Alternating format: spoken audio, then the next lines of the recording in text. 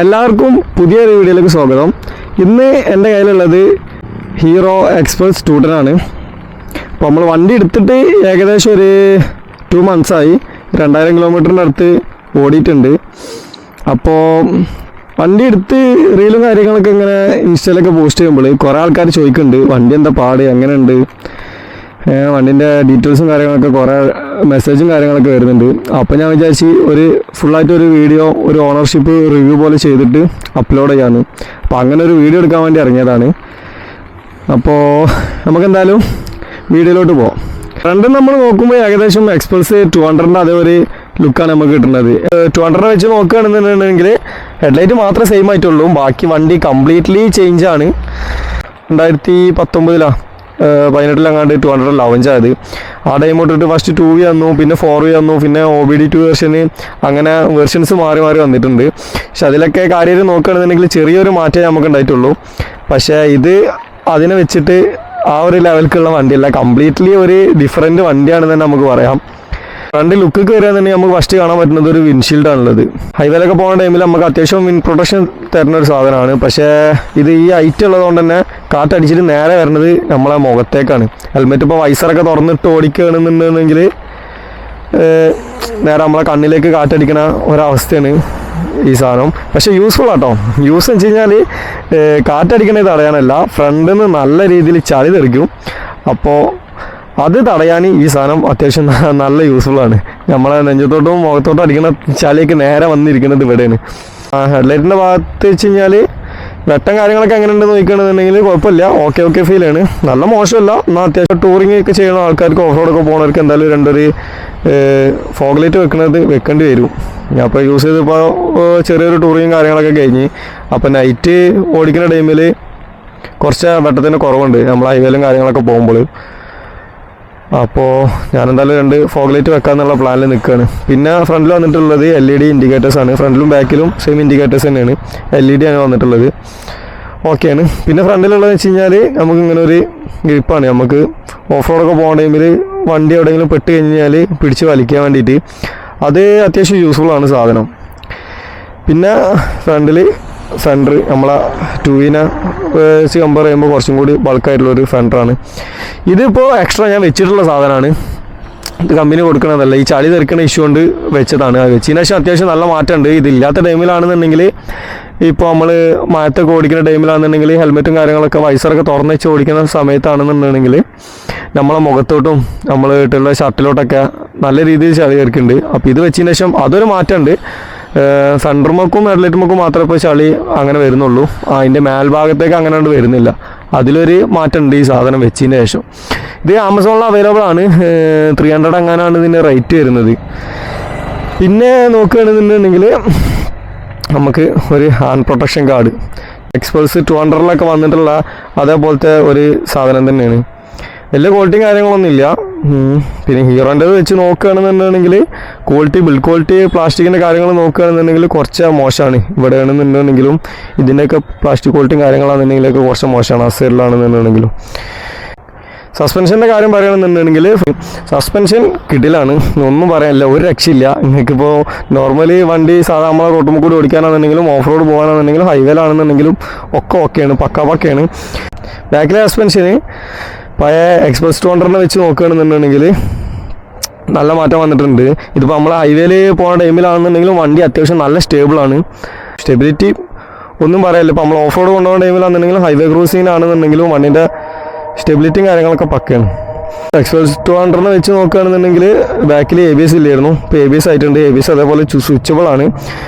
3 മോഡാണ് ഉള്ളത് ABSൽ വരുന്നത്. റോഡിൽ ഓടിക്കുമ്പോൾ ഒരു മോഡും, ട്രയൽ പോകുമ്പോഴും, പിന്നെ ഓഫ് റോഡ് ഇറക്കുമ്പോഴും. ഓഫ് റോഡ് ഇറക്കുമ്പോൾ വെച്ച് കഴിഞ്ഞാൽ 2 ABS ഓഫ് ആവും. ട്രയലിലാകുമ്പോൾ ബാക്കിലത്തെ ABS മാത്രമേ ഓഫ് ആവുള്ളൂ. റോഡിൽ 2 ABSും ഓൺ ആയിരിക്കും. അങ്ങനെയാണ് സെറ്റപ്പ് വരുന്നത്. അത് ഞാൻ മീറ്റർ കാണിച്ചു തരുന്ന ടൈമിൽ ഞാൻ കാണിച്ചു തരാം. പിന്നെ നമുക്ക് സൈഡിലേക്ക് വരികയാണെന്നുണ്ടെങ്കിലാണ് വണ്ടിയിലെ കാര്യമായിട്ടുള്ള മാറ്റം വന്നിട്ടുള്ളത്.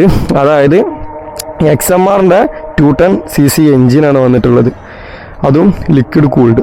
200 എഞ്ചിൻ വെച്ച് നോക്കുമ്പോൾ നല്ല മാറ്റമാണുള്ളത്. എല്ലാവരും ഞാൻ ഇപ്പോൾ വണ്ടി എടുക്കാൻ പോയ ടൈമിൽ എൻ്റെ ഫ്രണ്ട്സ് ആണെന്നുണ്ടെങ്കിലും കുറേ ആൾക്കാർ പറഞ്ഞത് ഒരു 10 cc മാറ്റമല്ലേ, അതിപ്പോൾ ഇത്ര കാര്യമാക്കാണ്ടോന്ന്. പക്ഷേ വെറും ഒരു 10 cc മാറ്റമല്ല, വണ്ടി കംപ്ലീറ്റ്ലി വേറെ ഒരു മോഡലാണ്. എഞ്ചിനിലോട്ട് വരികയാണെന്നുണ്ടെങ്കിൽ കരീഷ്മ സെറ്റന്മാരിൽ കണ്ടിട്ടുള്ള സെയിം എഞ്ചിനാണ്. സെയിം എഞ്ചിൻ എന്ന് പറഞ്ഞു കഴിഞ്ഞാൽ ചെറിയ ട്യൂണിങ്ങും കാര്യങ്ങളൊക്കെ ഒരു വരുത്തിയിട്ടുണ്ട്. മെയിൻ കാര്യം എന്ന് പറഞ്ഞത് സ്പോക്കറ്റാണ്.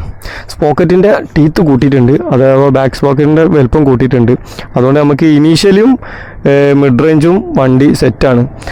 ടോപ്പിൻ്റെ വെച്ച് നോക്കുകയാണെന്നുണ്ടെങ്കിലും 200 വെച്ച് കമ്പയർ ചെയ്യുന്ന ടൈമിലാണെന്നുണ്ടെങ്കിൽ കിടുകയാണ്. 100 നമുക്ക് കൂളായിട്ട് വണ്ടി കയറും. പിന്നെ കരീഷ്മ XMR വെച്ച് നോക്കുകയാണെന്നുണ്ടെങ്കിൽ അത്ര ടോപ്പിനും കാര്യങ്ങളും നമുക്ക് കിട്ടില്ല. കാരണം അതൊരു സ്പോർട്സ് ബൈക്കാണ്, ഇതൊരു ഓഫ് റോഡ് കാറ്റഗറി ടൂറിംഗ് സെഗ്മെൻറ്റിലുള്ള വണ്ടി ആയതുകൊണ്ട് അതിൻ്റെ ഒരു മാറ്റമാണ്. നമ്മൾ ലുക്ക് ബേസ് വരിക എന്നുണ്ടെങ്കിൽ ബാക്കിലേക്ക് വരുമ്പോഴും ഫ്രണ്ടത്തെ പോലെ 2 LED ഇൻഡിക്കേറ്റേഴ്സും നല്ല കിടില ലുക്കിലുള്ള ഒരു ടെലമാണ് വന്നിട്ടുള്ളത്. ബാക്കിൽ നമുക്ക് ഇതേപോലെ ഒരു കാരിയർ വന്നിട്ടുണ്ട്. അതിൽ 3 kg ആണ് മാക്സിമം ലോഡ് കാണിക്കുന്നത്. ഇത് അത്യാവശ്യം നല്ല യൂസ്ഫുൾ ആണ്. നമ്മൾ ഇപ്പോൾ പില്ലിയനെ വെച്ച് പോകാൻ ടൈമിലാണെന്നുണ്ടെങ്കിൽ നമുക്ക് ബാക്കിൽ കുറച്ച് സ്പേസ് കിട്ടും. നമുക്ക് ചെറിയ ലഗേജും കാര്യങ്ങളും എന്തെങ്കിലുമൊക്കെ ഉണ്ടെന്നുണ്ടെങ്കിൽ വെച്ച് കെട്ടാനായിട്ട്. പിന്നെ സീറ്റിൻ്റെ കാര്യം നോക്കുകയാണെന്നുണ്ടെങ്കിൽ അത്യാവശ്യം നല്ല കംഫർട്ടബിൾ ആണ്, നല്ല കുഷനിങ് ആയിട്ടുള്ള സീറ്റാണ് വരുന്നത്. പില്ലിയനെ വെച്ച് നോക്കുകയാണെന്നുണ്ടെങ്കിലും കുഴപ്പമില്ല. 200 വെച്ച് നോക്കുമ്പോൾ ബെറ്ററാണ്. ഒറ്റ സ്ട്രെച്ചിൽ അങ്ങോട്ട് ഒരു 100+ ഒക്കെ ഓടിക്കുമ്പോൾ വലിയ ഒരു ഇഷ്യൂ ഉള്ളൂ. ഒരു 50-60 കിലോമീറ്ററൊക്കെ ആകുമ്പോൾ ഒന്ന് ബ്രേക്ക് എടുത്ത് ഒന്ന് റിലാക്സ് ചെയ്ത് പോകുകയാണെന്നുണ്ടെങ്കിൽ കുഴപ്പമൊന്നുമില്ല. ഓവറോൾ പറയുകയാണെന്നുണ്ടെങ്കിൽ വണ്ടിൻ്റെ ലുക്ക് കിടിലനാണ്, ഒരു രക്ഷയില്ല എന്ന് പറഞ്ഞാൽ ഒരു രക്ഷയില്ല. ബേസിക്കലി ഞാനൊരു ഇമ്പൾസിനോട് കുറച്ച് ഒരു ഇഷ്ടം കൂടുതലുള്ള ഒരാളാണ്. ഇപ്പോൾ എൻ്റെ ഒരു അഭിപ്രായം വെച്ച് നോക്കുകയാണെന്നുണ്ടെങ്കിൽ ഈ ടാങ്കിൻ്റെ ഒരു ഷേപ്പും ഒരു ബൾജിങ് വന്നതും ഈ ഒരു പീസൊക്കെ ആണെന്നുണ്ടെങ്കിൽ വണ്ടിക്ക് ഒരു ഭയങ്കരമായിട്ടുള്ളൊരു ബൾക്കി ഫീലാണ് കൊടുക്കുന്നത്. പിന്നെ 200 വെച്ച് നോക്കുകയാണെന്നുണ്ടെങ്കിലും അത്യാവശ്യം നമുക്ക് വണ്ടി ഒരു ബൾക്കായിട്ട് തോന്നും. പിന്നെ മീറ്ററിലോട്ട് വരികയാണെന്നുണ്ടെങ്കിലും അത്യാവശ്യം എല്ലാ ഫീച്ചേഴ്സും കാര്യങ്ങളൊക്കെ അവൈലബിൾ ആണ്. ചെറിയൊരു TFT ഡിസ്പ്ലേ ആണുള്ളത്, പക്ഷേ അതിൽ എല്ലാ സാധനങ്ങളും അത്യാവശ്യം ഇൻക്ലൂഡ് ചെയ്തിട്ടുണ്ട്. ഇവിടെ നമുക്ക് ഹീറ്റിൻ്റെ സ്വിച്ച് കാണാം, ഗിയർ പൊസിഷൻ ഇൻഡിക്കേറ്റർ. ഇവിടെ നമ്മൾ മോഡ് മാറുന്നത് ഇങ്ങനെ കാണിക്കും. ടാക്കോമീറ്റർ, സ്പീഡോമീറ്റർ, ഓഡോമീറ്റർ, ഫ്യൂവല്, എല്ലാ കാര്യങ്ങളുണ്ട്. പിന്നെ ഇതാണ് മീറ്റർ കൺട്രോൾ ചെയ്യുന്ന ബട്ടൺ വരുന്നത്. ഇത് പ്രസ് ചെയ്ത് പിടിക്കുകയാണെന്നുണ്ടെങ്കിൽ ഇതിൽ മാറും. ഇതിൽ ട്രിപ്പ് 1, ട്രിപ്പ് 2, ABS മോഡുണ്ട്. അതിലെടുത്ത് കഴിഞ്ഞാൽ നേരത്തെ പറഞ്ഞ മാതിരി 3 മോഡ് കാണാം: റോഡ്, ട്രയൽ, ഓഫ് റോഡ്. റോഡിലാകുമ്പോൾ 2 ABS ഓണാണ്. ഓക്കെ, സാധാരണ നമ്മൾ നോർമലി യൂസ് ചെയ്യുന്ന പോലെ ABS ഓൺ ആക്കിയിട്ട് യൂസ് ചെയ്യാം. ട്രയലിലാകുമ്പോൾ ബാക്ക് ABS ഓഫ് ആവും. ഓഫ് റോഡ് ആകുമ്പോൾ 2 ABS ഓഫ് ആവും. പിന്നെ ABSൻ്റെയും വാർണിംഗ് ലൈറ്റും കാര്യങ്ങളൊക്കെ ഇവിടെ കാണിക്കും. സെൻസറിൻ്റെ ഇവിടെ കാണിക്കും.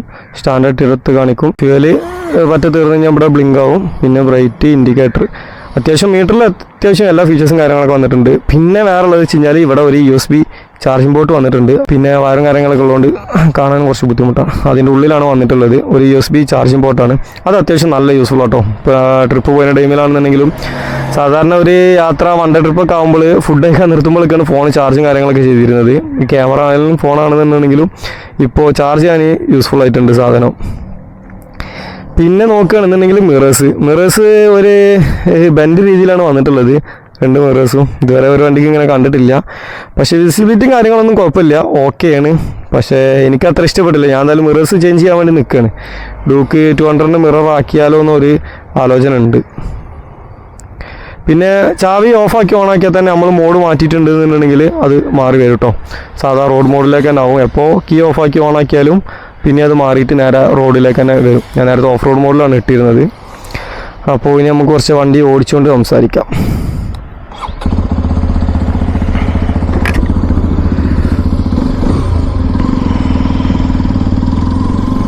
വണ്ടിൻ്റെ ഏകദേശം കാര്യങ്ങളൊക്കെ ഞാൻ പറഞ്ഞു എന്ന് വിശ്വസിക്കുന്നു. ഇനിയിപ്പോൾ ഒരു ഓണർ എന്നുള്ള നിലയിൽ എന്നോട് വണ്ടി എങ്ങനെ ഉണ്ട്, എന്താണ് കാര്യങ്ങളെന്നൊക്കെ ചോദിക്കുകയാണെന്നുണ്ടെങ്കിൽ ഞാനിപ്പോൾ മെയിനായിട്ട് എന്താ വെച്ച് കഴിഞ്ഞാൽ ഇൻസ്റ്റയിൽ കുറേ മെസ്സേജും കാര്യങ്ങളൊക്കെ വരുന്നുണ്ട്. വണ്ടി എടുത്തതിനെ പറ്റിയിട്ട് എങ്ങനെയുണ്ട് ബ്രോ, വണ്ടി എന്താ അഭിപ്രായം. ഹീറോൻ്റെ വണ്ടി ആയതുകൊണ്ട് എല്ലാവർക്കും ഒരു ഫസ്റ്റ് ജനറേഷൻ വണ്ടി എടുക്കാൻ എല്ലാവർക്കും ഒരു മടിയുണ്ട്. അപ്പോൾ ഒരു ഇതേപോലെ കുറേ റിവ്യൂസും കാര്യങ്ങളൊക്കെ നോക്കിയിട്ടുണ്ട്. പക്ഷേ ഒരു ഓണർ എടുത്ത് ജെന്യൂനായിട്ടുള്ള ഒരു കാര്യം ചോദിച്ചറിഞ്ഞിട്ട് എടുക്കാന്നുള്ള നിലക്കാണ് കുറേ ആൾക്കാർ മെസ്സേജ് അയക്കുന്നത്. അപ്പോൾ അവർക്കൊക്കെ യൂസ്ഫുൾ ആകാൻ വേണ്ടിയിട്ട് ഒരു വീഡിയോ അപ്ലോഡ് ചെയ്തിട്ട്, വീഡിയോ ഇൻസ്റ്റയിലാണെന്നുണ്ടെങ്കിൽ യൂട്യൂബിലാണെന്നുണ്ടെങ്കിൽ ഒരു വീഡിയോ അപ്ലോഡ് ചെയ്യാമെന്ന് വിചാരിച്ചു. അങ്ങനെ എടുത്തൊരു വീഡിയോ ആണ്. അപ്പോൾ വണ്ടിൻ്റെ കാര്യങ്ങൾ മൊത്തത്തിൽ ചോദിക്കുകയാണെന്നുണ്ടെങ്കിൽ ഓവറോൾ വണ്ടി ഓക്കെ ആണെന്നല്ല, അടിപൊളിയാണ്. ഈ ഒരു പ്രൈസ് റേഞ്ചിൽ ഏകദേശം ഞാനിപ്പോൾ വണ്ടി എടുത്തത് ഏകദേശം ഒരു 2,30,000 ആ ഒരു പ്രൈസ് റേഞ്ചിലാണ്. ഈ ഒരു പ്രൈസ് റേഞ്ചിൽ നോക്കുകയാണെന്നുണ്ടെങ്കിൽ വണ്ടി ഒരു രക്ഷയില്ല, ഒരേ പൊളിയാണ്. ഹീറോൻ്റെ വണ്ടി ആയതുകൊണ്ട് എക്സ്പൾസ് 200 യൂസ് ചെയ്തതിന് ആൾക്കാർക്ക് അറിയാം ചെറിയൊരു ബിൽഡ് ക്വാളിറ്റീൻ്റെ ചെറിയൊരു ഇഷ്യൂസ്. ഞാനൊരു പുതിയ വണ്ടി എടുക്കാൻ പോകുമ്പോൾ അതിൽ എന്തൊക്കെയാണ് ഞാൻ എക്സ്പെക്ട് ചെയ്തിരുന്നത് അതെല്ലാം ഈ വണ്ടിയിലുണ്ട്. അപ്പോൾ പിന്നെ ഒന്നും നോക്കിയില്ല, ടെസ്റ്റ് ഡ്രൈവ് പോലും അടിക്കാതാണ് ഞാൻ ഈ വണ്ടി പോയി ബുക്ക് ചെയ്തത്. നിങ്ങളൊരു വണ്ടി എടുക്കാൻ പോകണമെന്നുണ്ടെങ്കിൽ എന്തായാലും ടെസ്റ്റ് ഡ്രൈവ് ചെയ്തിട്ട് എടുക്കണം. കാരണം എക്സ്പൾസ് ആകുമ്പോൾ പിന്നെ സീറ്റ് ഹൈറ്റിൻ്റെയും കുറച്ച് ബുദ്ധിമുട്ട് കാര്യങ്ങളൊക്കെ ഉണ്ട്. പക്ഷേ ഇതിൽ എനിക്ക് അങ്ങനെ തോന്നിയിട്ടില്ല കേട്ടോ. റാലിക്ക് എടുക്കുന്ന ടൈമിലാണ് പിന്നെ ഒന്നും കൂടി സീനായിട്ട് തോന്നിയിട്ടുള്ളത്. ഇത് വെച്ച് നോക്കുകയാണെന്നുണ്ടെങ്കിൽ കുഴപ്പമില്ല. ഏകദേശം ഒരു 5.5 മേലൊക്കെ ഏകദേശം ആ ഒരു ഹൈറ്റുള്ളവർക്കാണെന്നുണ്ടെങ്കിൽ ധൈര്യമായിട്ട് പോയി എടുക്കാം. വേറെ ഇഷ്യൂസും കാര്യങ്ങളൊന്നുമില്ല. നിങ്ങളായിട്ട് അതിന് താഴെയാണെന്നുണ്ടെങ്കിൽ ജസ്റ്റ് ഒന്ന് ടെസ്റ്റ് ഡ്രൈവ് അടിച്ചിട്ട് എടുക്കണതാവും നല്ലത്. ഈ വണ്ടിയിൽ എനിക്ക് ഏറ്റവും ഇഷ്ടപ്പെട്ട കാര്യം എന്താ വെച്ച് കഴിഞ്ഞാൽ ഇതിൻ്റെ എക്സോസ് നോട്ടാണ്. ഇതിപ്പോൾ വീഡിയോയിൽ നിങ്ങൾക്ക് എത്രത്തോളം കേൾക്കേണ്ടതെന്ന് എനിക്കറിയില്ല. വണ്ടി നമ്മൾ ഓടിക്കുന്ന ടൈമിൽ ഈ സാധനം ഉണ്ടല്ലോ നമ്മളെ വേറൊരു മൂഡ്ക്കാക്കി കൊണ്ടുപോകും. കാരണം എന്ന് വെച്ച് കഴിഞ്ഞാൽ ഇതിൻ്റെ എക്സോസ് നോട്ട് ഇങ്ങനെ കേട്ടിട്ട് വണ്ടി ഓടിക്കാൻ തന്നെ വേറൊരു ഫീലാണ്. എനിക്ക് ഭയങ്കര ഇഷ്ടമായി വെച്ചാൽ ഭയങ്കര ഇഷ്ടമായി. കാരണം അത്ര ലൗഡല്ല. ഇപ്പോൾ നമ്മൾ വണ്ടി ഓടിച്ച് പോകേണ്ട ടൈമിലാണെന്നുണ്ടെങ്കിൽ റോഡിൽ നിൽക്കുന്ന ആൾക്കാർക്കോ ഓപ്പോസിറ്റ് വരുന്ന വണ്ടിക്കാർക്കോ കൂടെ ഓടിക്കുന്ന റൈഡേഴ്സിനാണെന്നുണ്ടെങ്കിലും ആർക്കാണെന്നുണ്ടെങ്കിലും ബുദ്ധിമുട്ടും കാര്യങ്ങളൊന്നും ഉണ്ടാക്കാത്ത ഒരു എക്സോസ് നോട്ടാണ്. എന്നാലും വണ്ടി ഓടിക്കുമ്പോൾ കേൾക്കണ നമുക്കാണെന്നുണ്ടെങ്കിൽ നല്ല ഫീൽ വരുന്ന ഒരു എക്സോസ് നോട്ട് കൂടിയാണ്.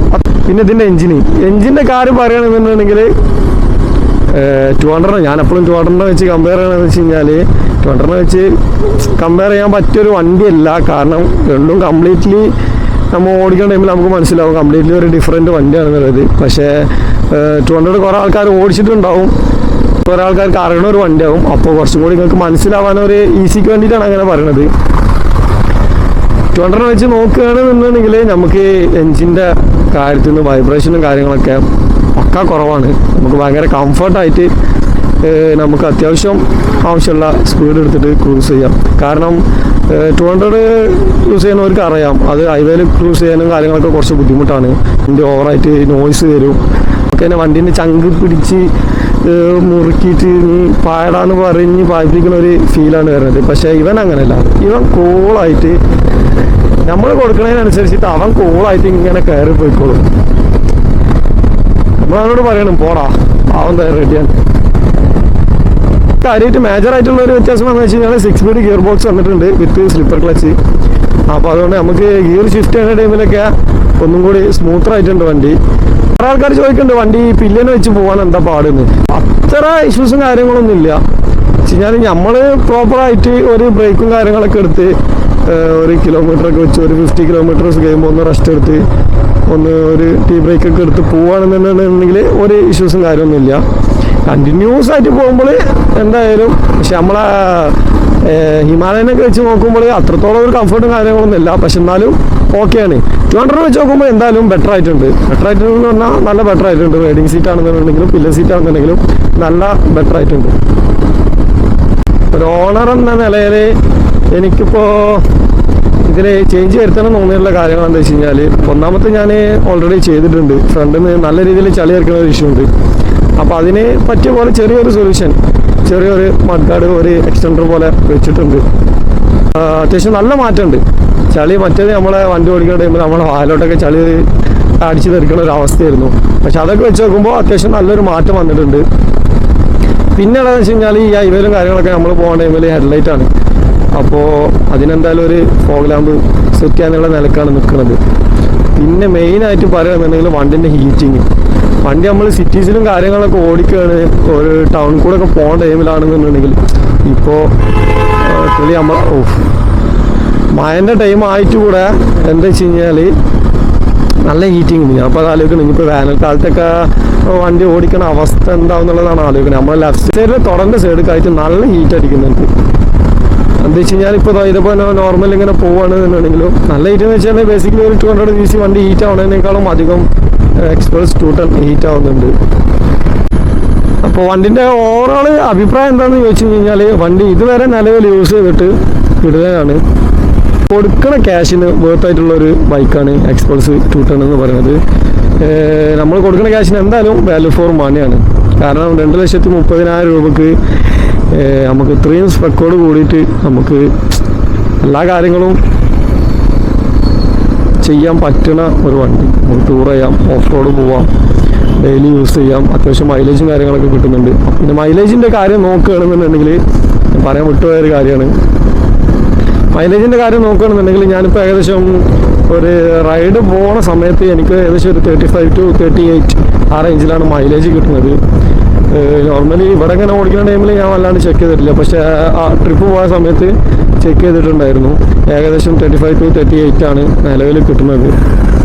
അപ്പോൾ ഞാൻ ഏകദേശം വണ്ടിനെ കുറിച്ചുള്ള എല്ലാ കാര്യങ്ങളും പറഞ്ഞെന്ന് വിചാരിക്കുന്നു. ഫസ്റ്റ് ടൈമാണ് ഒരു വണ്ടിൻ്റെ റിവ്യൂ ചെയ്യുന്നത്, അതുകൊണ്ട് വല്ല എക്സ്പീരിയൻസും കാര്യങ്ങളൊന്നും ഇല്ല. അപ്പോൾ എന്തെങ്കിലും ഇനി പറയാൻ വിട്ടുപോയിട്ടുണ്ടെന്നുണ്ടെങ്കിൽ കമൻറ്റ് ബോക്സിൽ ഒന്ന് മെൻഷൻ ചെയ്യുക. യൂട്യൂബിലാണെന്നുണ്ടെങ്കിലും ഇൻസ്റ്റാഗ്രാമിലാണെന്നുണ്ടെങ്കിലും ഇനി വീഡിയോസും കാര്യങ്ങളൊക്കെ പുതുതായിട്ട് ഇട്ട് തുടങ്ങണം എന്നാണ് വിചാരിക്കുന്നത്.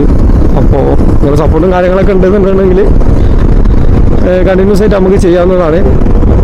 അപ്പോൾ ഞാൻ എന്തായാലും ഈ വീഡിയോ ഇവിടെ വെച്ച് നിർത്തുകയാണ്. അപ്പോൾ അടുത്തൊരു പുതിയ വീഡിയോ ആയിട്ട് വീണ്ടും വരാം.